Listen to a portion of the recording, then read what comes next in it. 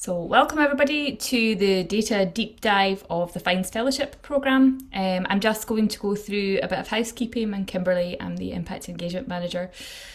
So just for your reference, everything will be recorded today, and the recording and the slides will be provided after the session. I believe that most of the funding questions have been answered ahead of time in the applicant pack. So we'll keep this session really just to talk about the data, and that's probably a better focus for today. The chat is live. However, if you have questions, if you could please use the question and answer section. We'll just keep the chat. If you can't hear us or if you can't see the slides, let us know. But if we can ask all questions in the Q&A section, that's much easier for us to look after and make sure that we don't lose any of them. So without further ado, Oliver and Emily, I will pass over to you. Thank you, Kimberly. I'm Oliver Barry, I'm the Research Coordinator here at Smart Data Foundry, and joined by Emily Elliott, who is our lovely Data Manager. Thank you all for joining me today. Hopefully we can get through this fairly quickly, as we did the last webinar. But yes, it's really to drill into the data that we have here at FINDS that will be made available for you for this fellowship program. We're going to talk a little bit about some of the data that's on our data catalogue, and even more excitingly, we're going to talk about some of the data that's not yet available in our data catalogue, but will be available to use by the time any of these successful projects kick off. So quick refresher on the fellowship. I get PowerPoint to play.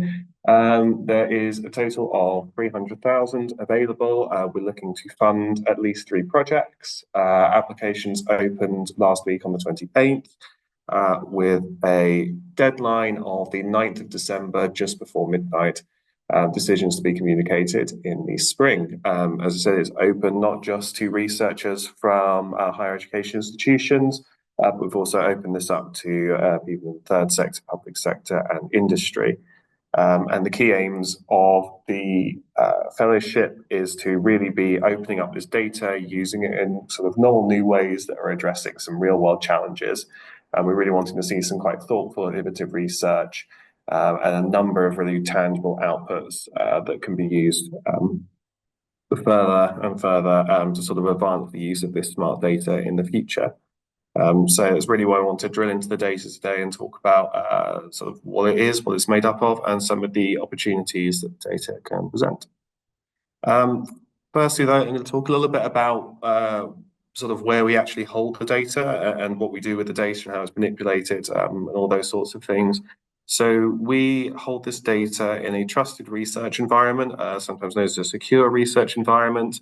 So that's sort of one of these air-gapped virtual computing spaces. Ours in particular is managed by the Edinburgh Parallel Computing Centre and provides really controlled access to what we call the research-ready microdata. We have aggregated data available as well in our data catalogue, but it's sort of the microdata that we'll be talking about in quite a lot of detail today. And there's sort of controlled access to the software and tools in this area. You'll be given access to what's known as a virtual machine. Fortunately, the safe pods are a thing of the past, so no being corralled into a tiny airless room and watched at every moment by a camera, which is a nice development. But typically, you'd apply to access this TRE, meet strict ethical and disclosure requirements. We've wrapped up a lot of the ethical and application requirements within the application form. So don't worry, you won't be needing to complete 2 applications. If you're successful, we'll be able to run off the back of that. But typically, if you were just applying to us outside of the context of this fellowship, those would sort of be the hoops you'd be having to jump through in order to access this very sensitive data. So what does that look like in practice? This is what it looks like inside our virtual machine. This is obviously mock data, can't show you the real thing. Lots of columns and numbers and yes, sort of this virtual computing environment where you'd be manipulating the data. So there are a couple of skills required. Usually people use R or Python to be getting in and manipulating this data. But we've mentioned in the application pack that for the right application, we'll be happy to work with the applicant in terms of making this quite a smooth and easy process to use this data. I'm going to pass on to Emily now, who's going to then talk about the data in a bit more detail. Thank you, Ollie. So yes, this is an overview of the data sets that we have available on the data catalogue, and as Ollie trailed, some that aren't even available yet. So you may get to be the first people to get to have a look at it. So currently on the data catalogue, we have 11 data sets. So where Ollie just spoke about the trusted research environment, that's specifically for our microdata. So we have 5 such entries in the data catalogue where if you wanted to work directly with that data, you need to go through the ethical and disclosure process for the trusted research environment. But we do have 8 data sets available now that are available to download just after requesting access on the data catalogue itself. So I'll run through a little bit of that process just now. I should also mention for any of the microdata entries, that those 5 that are in the trusted research environment, there is synthetic sample data available to download from the data catalogue as well. So if you weren't sure if you might want to use it or not, you can go and download that and have a look at it and just make sure it's going to suit your needs before you go through that fairly long process of getting access to it. And yes, we've got a further 5, maybe even 6, which I'm coming to that decision today, data sets that will be available before the end of the year, which includes income and spend dynamics and small medium business data sets, which I'll get onto in a second. Next slide, please, Ollie. Okay, so how to request access to the data. So I should have put a slide on here that says if you go to portal.smartdatafoundry.com, you'll get access to our portal, which is where the data catalogue sits. You will need to sign up for an account. For that, you'll need to use your institutional login. We don't accept things like Gmail accounts, but if you use your institutional account and set up an account there, you'll be able to get access to the data catalogue. So then in the data catalogue section, you'll be presented with a screen of 11 cards, one of which I've got an example of on the left here, the COVID income dynamics data set. You'll see on each card, there's a button that says View Data Package. If you click on that, it'll take you into the record itself. And if you then press the Request Access button, it'll bring up a pop-up that confirms what you're getting access to. So it's quite small, but you can see on the right there, if you request the COVID income dynamics dataset, you also get access to the COVID spend dynamics dataset because they are part of the same package. If you then click Submit on that, that's you requested the access, a request goes through to our servicing team. And then you have a little wait while that goes through their process. And then next slide, please, Ollie.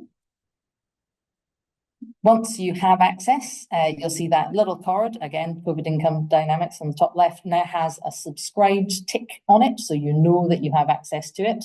And now if you click onto View Data Package, that button that previously said Request Access has now turned into Download Data Package. So you can read information about the dataset on that page. You can see the data dictionary that we have there just now. But if you go and download the data package, that's where you can see the sample data and any other collateral that we might have available for that data set. So on to the data sets themselves. The first one we'll go through is the COVID income and spend dynamics. So that is microdata. So that is one you need to access through our trusted research environment. But as I said, there is synthetic sample data available for this on the data catalogue. So this is 2 data sets here that we've paired together. For each of them, we have a number of demographic or identifier categories. So we've got CID is customer ID, so it's how we identify in the individual accounts without knowing exactly who the account belongs to for a good bit of anonymization and privacy. Postal district, so you know roughly where they're based. The age band, that's in 5-year increments up to, I think, age 75, where it goes to 75 plus. Sex, and then end of previous period, end of this period is just the kind of the weeks involved in the data, because this data is at a weekly granularity. And then in the income categories, we've got overall income, and then we've got a number of broken down categories, including salary, a number of benefits, some pension categories, investment, and then the cash balances themselves for those accounts. And then on the spend side, it's the same demographic and identifier categories. That the aim is that you would be able to cross-reference these, so you'd be able to look at the income and expenditure for the same account. And under expenditure, you've got, again, a number of broken down categories. So you've got kind of the overall buckets of categories for committed, essential, quality of living, discretionary, and uncategorized. But you also have a couple of called out categories for mortgage, rent, council tax, and pension contributions. Ollie, this is your time to shine. What can they do with these data sets?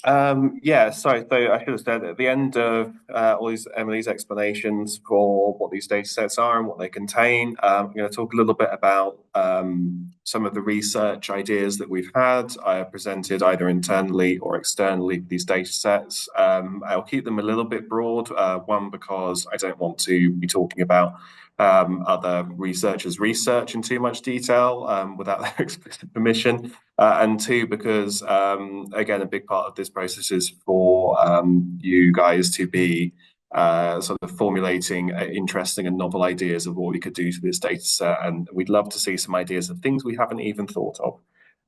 With this particular data set, obviously this is a great longitudinal data set. It covers a really interesting period in recent history, with a great control period sort of between May and December 2019.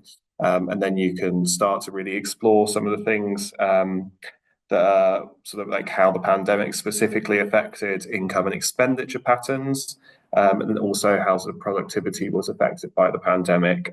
We can clearly see things like furlough, other sort of benefit schemes within this data.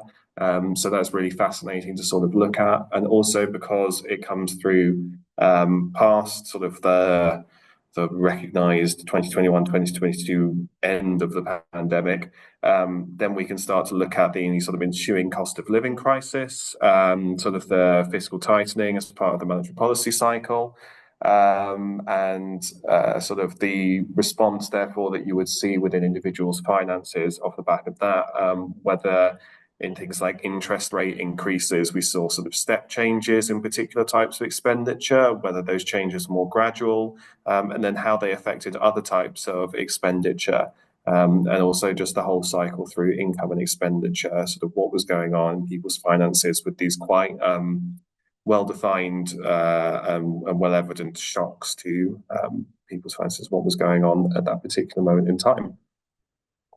So.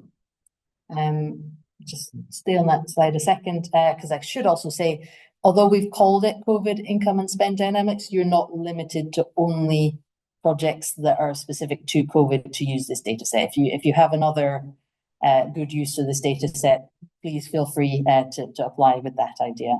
Yeah, I think that's the end of that. Right, on to the next one then. Okay, so this is income dynamics. So this is essentially for the period that runs on from the COVID income dynamics data set. So you would have seen on the previous slide that the COVID income and spend dynamics data sets ran until June 2024. So income dynamics is the income side of that runs from June 2024 onwards. So it has the exact same demographic and identifier categories, apart from a couple of additions where we started to get new categories in there. So data zone is now available, which is a bit easier to manage than postal district, because data zone maps very nicely into kind of local authority areas as well. So, and also when we say data zone, this data set is available for the whole of Great Britain. So obviously data zone is a Scottish geographic term. It's also available at LSOA level, which is lower super output area, which is the equivalent for England and Wales. And from there, that can be kind of merged up into intermediate zone and MSOA level, or even up to local authority level if that's useful to you. And we have the addition of year week as well, which is just handy for when you're using the data set, you can get a bit lost in what week you're in terms of which week it is of the year. So there's just a count of which week it is in the year. So also in the income dynamics data, in the income categories, we have included on top of what we had in the COVID ones, we have income job seekers allowance, anything about loans, child benefit, rental income, and also Christmas bonus. So there's a few more categories available than there were before. Yeah, okay. Do you want to talk about income? Yes. So there's a couple of things I just wanted to highlight in this that makes it not necessarily more useful, but have a couple of different uses to the COVID income and spend dynamics data set. Principally, the data zone makes that really useful for, say, mapping to local authorities. That also just means it's really useful now for mapping to all sorts of administrative, local government, general government data sets, which are usually at sort of that more granular geographic level, and then we can start to see trends at these small geographic levels, which are really useful for pushing forwards towards policymakers and other people who might be interested in seeing the outputs of those levels.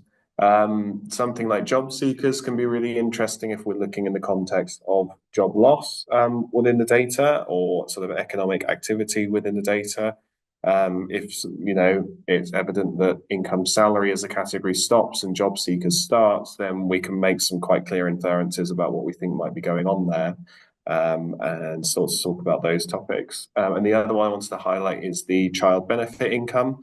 Not so much for sort of what the numerical values in this category will be, but as we may have mentioned in the past, a limitation of some of this data is that because it's at the individual level, we're less able to look at households as a unit. Obviously, households are typically sort of spending units, but this is good evidence in a particular individual's data set that there is a child within that household.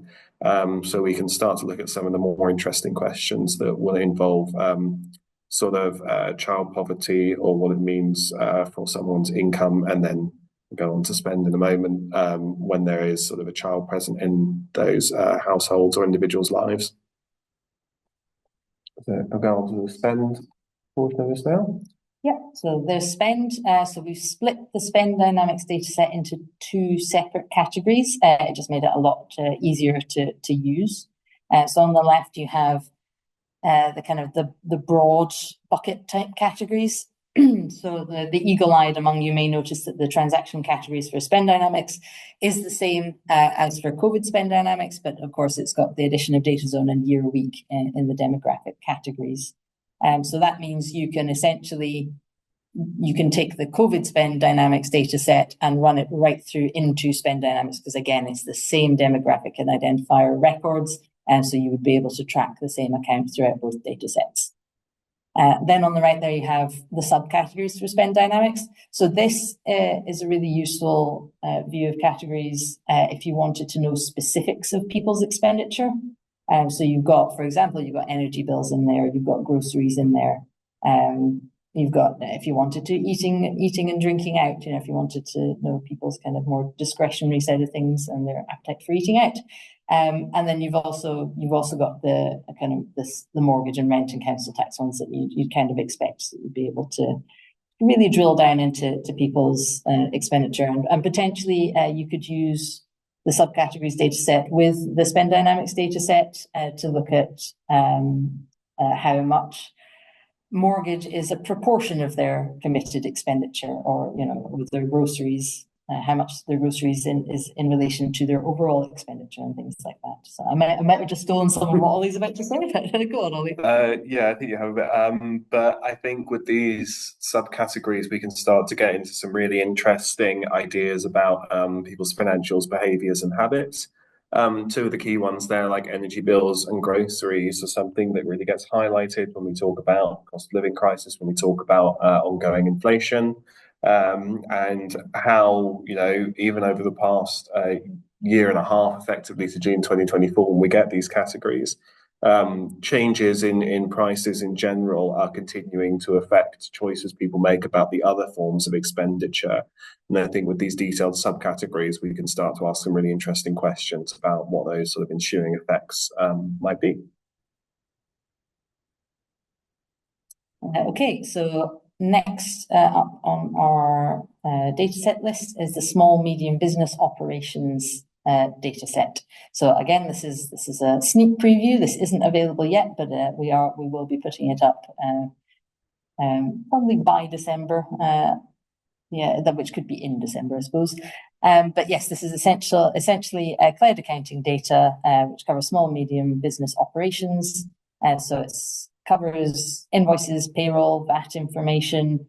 Again, it's got the identifier fields, which covers an anonymized business ID, their postal district, etc.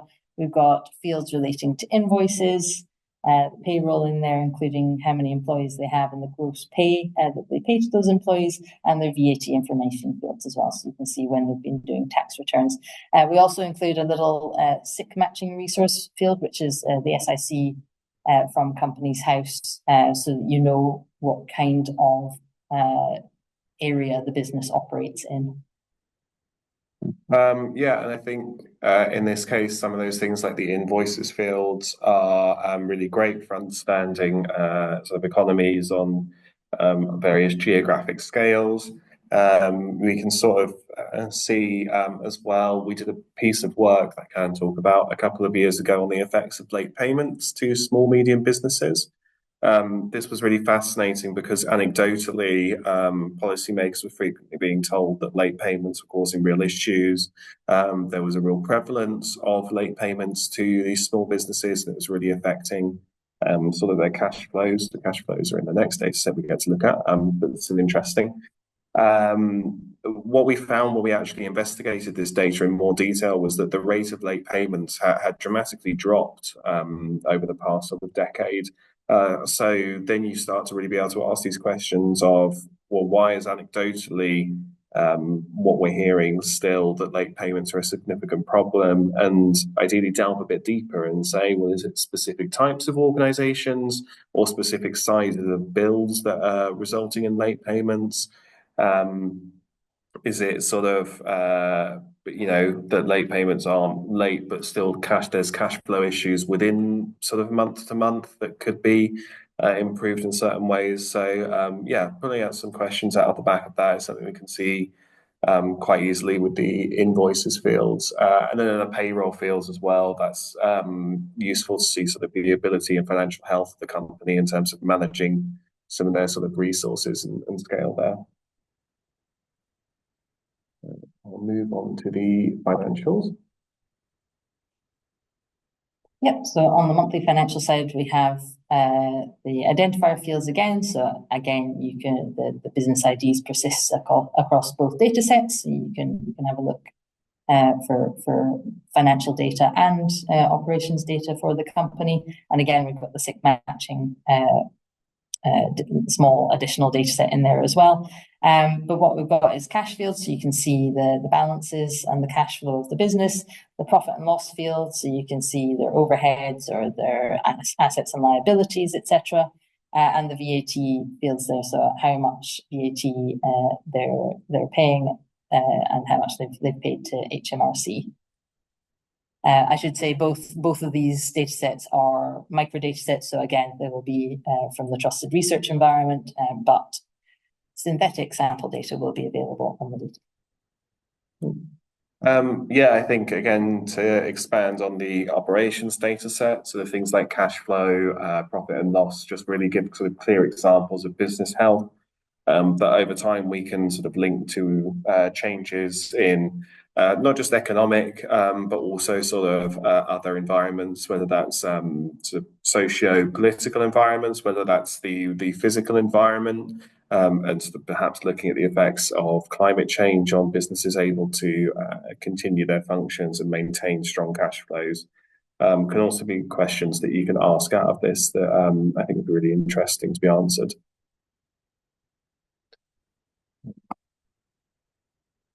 Okay, so this one's a bit different. We'll start with the microdata first. So again, available in the TRE, synthetic data available on the data catalog. This is economic well-being.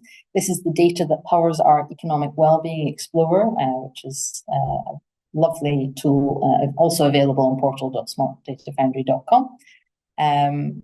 So what we have is, again, the identifier fields of CID and data zone and age band, and we've got end of this period as well. Then what we have within that is observations of or indicators of people living beyond means. So that's where their expenditure exceeds their income. We've got indicators for overdrawn accounts, so where there's a persistent use of an overdraft, and where people have low emergency resilience, so that their ability to weather sudden unexpected costs, like the washing machine packs in, so they have to buy another one. Like, do they have enough money in their account where they could weather a small economic shock like that? So these are done over rolling windows to smooth out any kind of anomalous peaks in the data. So beyond means is done over 13 weeks, and overdraft and emergency resilience are done over 5 weeks. And then moving to the right of the page, we have living beyond means, overdrawn accounts, and low emergency resilience available as data sets themselves. So these are aggregated data sets, and they are available in entirety on the data catalogue. So if you go and sign up and get your account, you can go and download the entire data set for these three. So they are aggregated to ITL2 level. So that's kind of a regional view within Scotland. I should say these are only available at Scotland level at the moment. So ITL2 is kind of that. I think it's 6 different regions within Scotland, where we've got age band and income band as well. So you know roughly how the income of the person involved in the indicator, and just how many people are involved and what level at which they're living beyond their means. So again, that's the same for overdrawn accounts and for low emergency resilience as well. So you can compare the different ITL2 regions to each other for these 3 indicators as well. Okay. I don't have particularly too much to say about these. I think you can pull some ideas of what these indicators could help you look at. But what I would thoroughly recommend is you log into our portal and you have a play about with the tool, as it is as a map, time series, and some other aspects of that. Yeah, so that's available in the dashboard section of the portal, where it's the data itself is in the data catalogue. Which is last but not least. Yeah, last but not least, I wanted to include this one because it was a really interesting piece of work that we did. So this is net zero affordability. It estimates homeowners' ability to afford the retrofit costs associated with the Scottish Government's ambitions for net zero emissions by 2045, which is a very snappy tagline that does not cumbersome in the mouth at all. So it's specific to Scotland, and it was a specific view. It's a snapshot in 2019 using 2019 data, and it combines the banking data with census data and energy performance certificates to provide estimates of retrofit costs. So it was an example of where you can take the microdata and you can combine it with other data sets available in the wider world to come up with new and novel kind of analyses. So this one you can go on. This one is microdata as well, but you can see the synthetic data for it on the data catalogue. It's got the demographic fields that you might expect, and then in the analysis, it's looking at: do people have income? Do people have salary, benefits, pension? Do they have a mortgage? What's their disposable income? And are they able to, afford the cost, and for how many weeks would it take them to be able to save up to be able to afford the cost as well? I think Emily's covered most of sort of what the particular use case of this data is. But I just, unless you are particularly interested in again further examining the cost of retrofitting in Scotland, and again, sorry, the coverage of this is just for Scotland, but at least it's not just all London coverage as would usually be the case.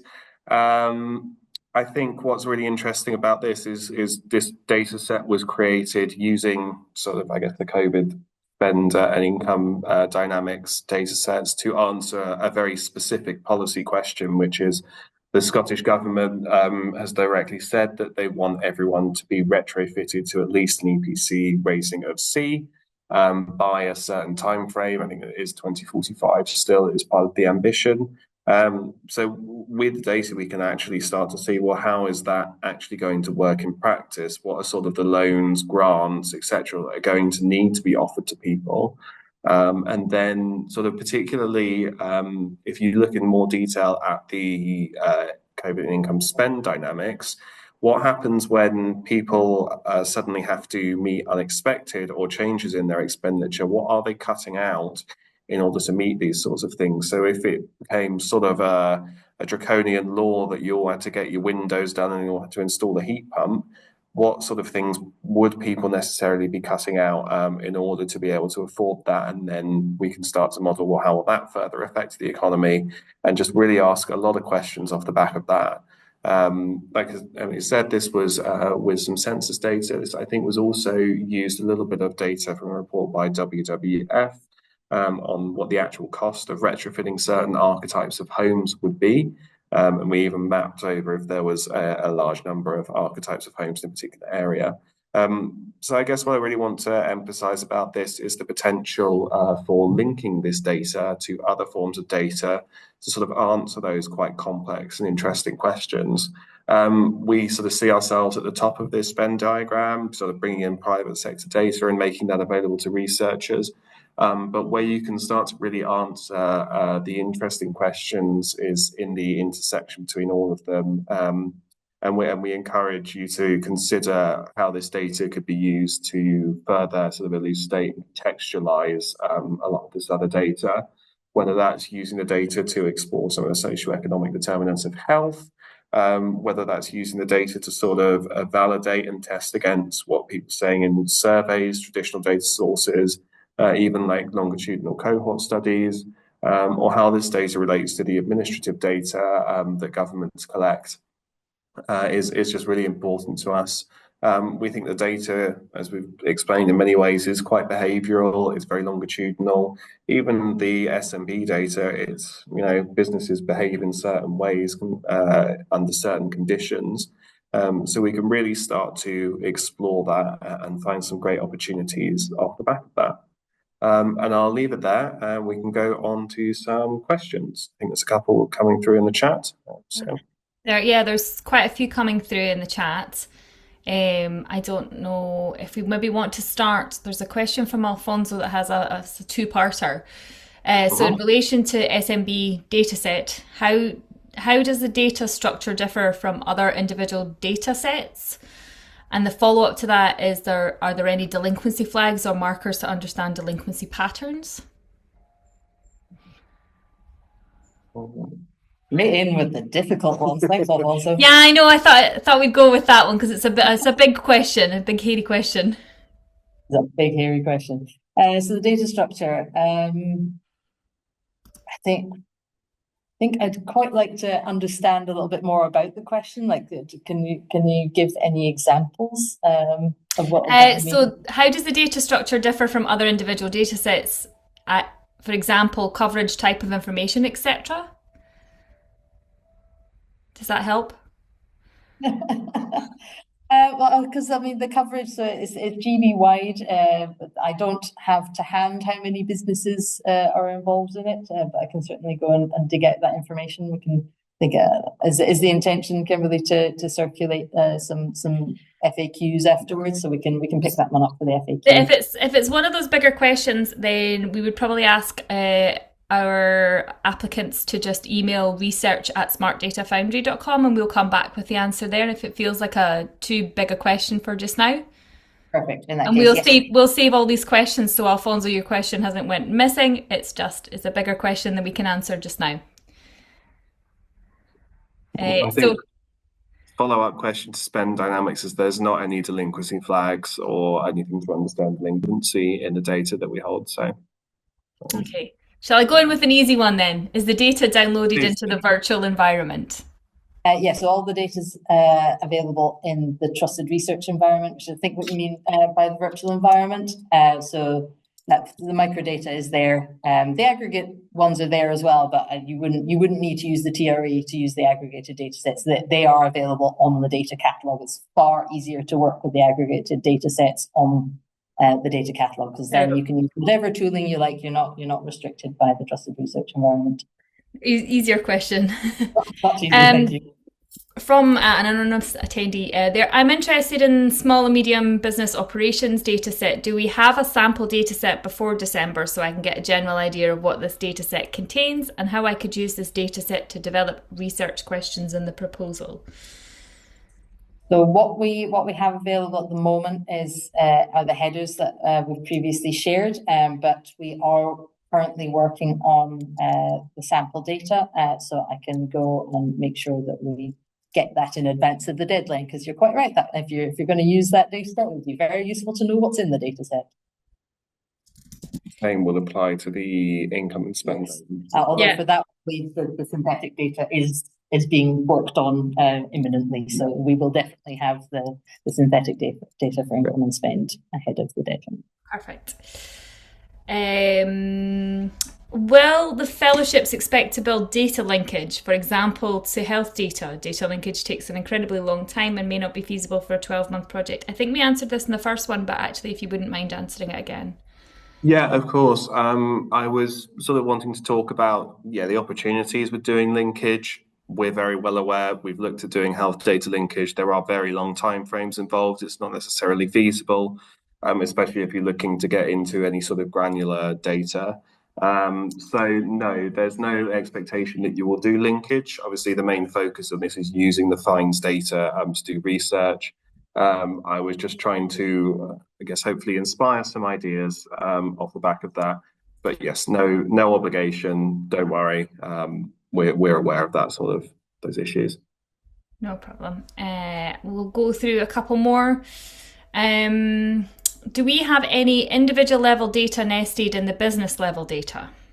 For example, owner, founder, or employees demographics. I feel the answer is no to that one, but you are correct. The answer to that is no. We have the business level data.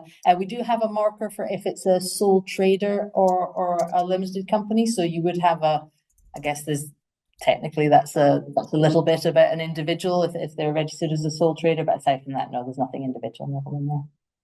Okay, we've answered that one. If we want to answer Emily's question, which is there a way to see if people have more than one account, or is there an assumption that one CID is one individual? I believe that's... Yeah, so at the moment we have no way of knowing if people hold more than one account. Similarly, we don't have any indicators for if it's a joint account or an individual's account. It's just one CID equals one individual. Yeah, you're quite right. That's fine. Probably just time for a couple more. Are economic well-being... sorry, it's the way the question's phrased. Is it available at more a granular level for the whole of GB rather than ITL2? So the aggregated data sets, which was in that kind of that square to the right, those are only available for Scotland ITL2. However, the economic wellbeing microdata is available at that account level for the whole of GB. No problem. And one more from Julie. In the SME data and invoice fields, does contact ID refer to the trading partner, and do those correspond to other business IDs? I don't have my data dictionary with me right now, so I will need to go and look that one up for you, Julie. No worries. We can come back to that one. So I'm just going to drop in if anyone has any questions that we haven't got to. There's the research at smartdatafoundry.com that if you can direct any of your questions to. There's a couple of questions about email addresses to contact if you have any questions about funding. If any question hasn't been answered today and you feel like you need more of a definition, you can email that email address. There's a couple of requests to talk more about external data linkage. What is the process of getting data into the secure environment, and do we have any other links to any other data services? Yeah, so things like getting data into the secure environment, that it's on a case-by-case basis. We can ingress other data into our TRE, but we need to know what the use case is, and because we have to kind of weigh it up with our data privacy processes as well. So yeah, it would just be a case of contact us, say what you want to bring in, and we'll take a look at it. Okay, I think that probably answers a couple of them about merging with other data sets, merging with other data sets available. One more, were the income or spending data sets built surveying the same people? In other words, can you merge the data set by CID, which we didn't survey? Yes, the data is not surveyed. This is data directly drawn from sort of digital spending. So what you'd expect to see if your day-to-day spending was aggregated to these categories on a weekly basis. So it's why we call it smart data. So it's in the interaction with digital services rather than anything that was surveyed. But to answer the second part of the question, yes, the CID will persist across all the data sets. So if you find the same CID in one data set as another, it is the same account, yeah. Okay, I think that's probably all of the questions that are an easy answer today. The questions that I think are possibly more difficult, I will save those and we'll get back to those people individually with those more complex answers. I think that's probably all we've got time for to go through today. If there's any other things that anyone else wants to ask, if there's difficult ones. All right, just a recap then that the webinar will be recorded and subtitled and you will be sent the slides. We'll look at the questions that have been asked and anything that's been unanswered in this webinar. We will make sure it's answered and emailed out. And if you think of anything after this webinar and you need answers, then please email the research@smartdatafoundry.com website and we can get back to you there. That's it. Thank you very much, Ollie and Emily. Yeah, thanks everyone. Thank you.